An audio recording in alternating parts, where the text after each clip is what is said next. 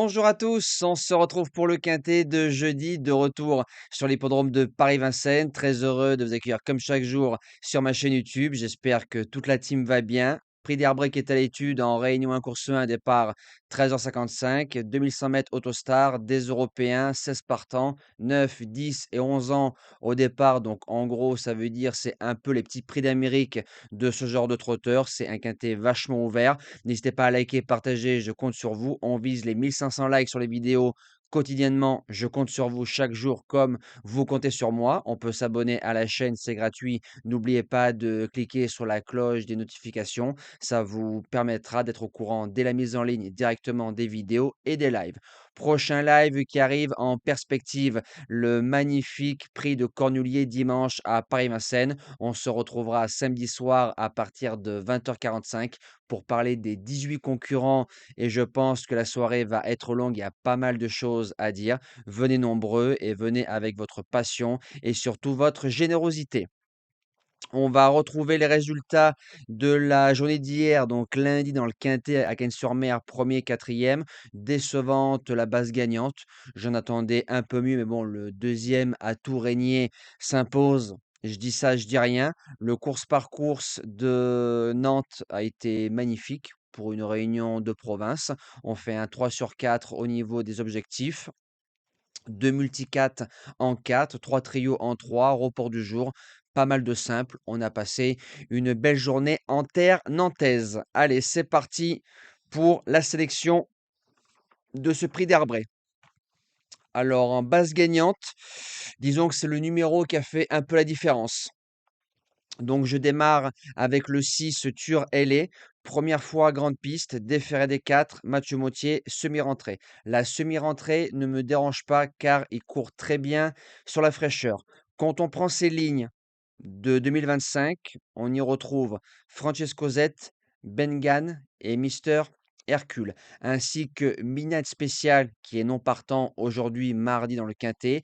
Quand il y a un non partant, peut-être que certains ne le savent pas, dans le commentaire en épinglé tout en haut du forum, c'est un message de présentation qui sert de fil rouge pour la team. Donc en général, je marque son remplaçant. S'il n'y a rien, merci de me prévenir.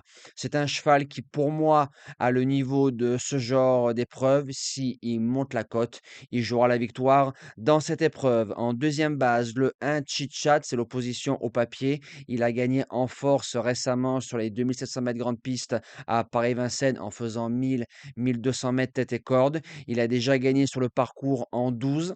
Il n'aura pas encore les 6 ans sur sa route.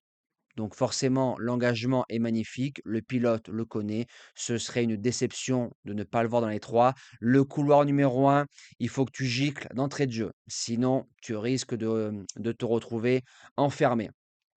Pour les chances, le 4, Hold Up Rané, il a fait quatrième de Just de Loison, Jojo Toon, Inérit.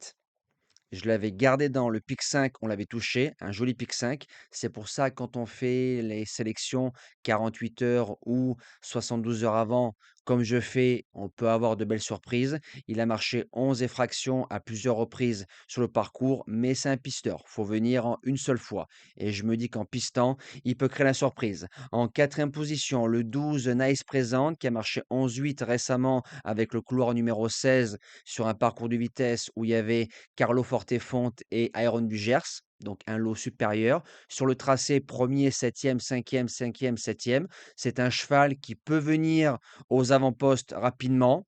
Je le garde sans problème pour les places. En cinquième position, le 13 Chestnut, qui a fait deuxième sur le tracé distancé après allure le 16 novembre dans un lot inférieur.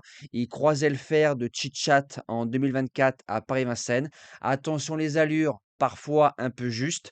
On met Alex qui retrouve gentiment la forme et ça fait plaisir. Je pense qu'il faut venir faire que 500 mètres, pas plus, pour qu'il soit bien carré et bien souple. En sixième position, le 5 Gucci de Barbe, qui a pris un mur pour son retour à Paris-Vincennes sur le parcours le 3 janvier, sera déféré des 4, a déjà marché moins de 12 sur le parcours. Philippe Dojard va la driver façon Dojard. On va rien faire, course école, course au moral. Et si le parcours est bon, le cheval a sa place à l'arrivée. En septième position, le 8 Forest Forest Gumset.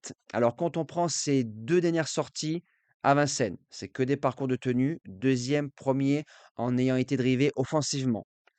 C'est un cheval, vu l'engagement, c'est visé. Revenir sur un 2100 ne va lui poser aucun problème, mais il y a 2-3 Européens aux dents longues dans cette épreuve. Et je termine avec le numéro 15, Certain Lee, qu'on avait touché en objectif il y a quelques années en province.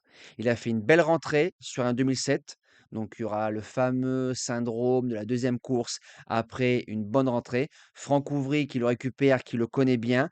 Alors, ses allures rasantes, en général, Vincennes, c'est pas trop ça, mais comme ça a bien collé pour la rentrée, s'il a bien digéré sa course d'il y a quelques jours, ça peut coller pour être 4-5, pas mieux dans cette épreuve. Nous, on se dit à demain pour le quintet de Deauville. On retrouvera les galopeurs avec grand plaisir en nocturne. Passez une belle semaine et merci à tous.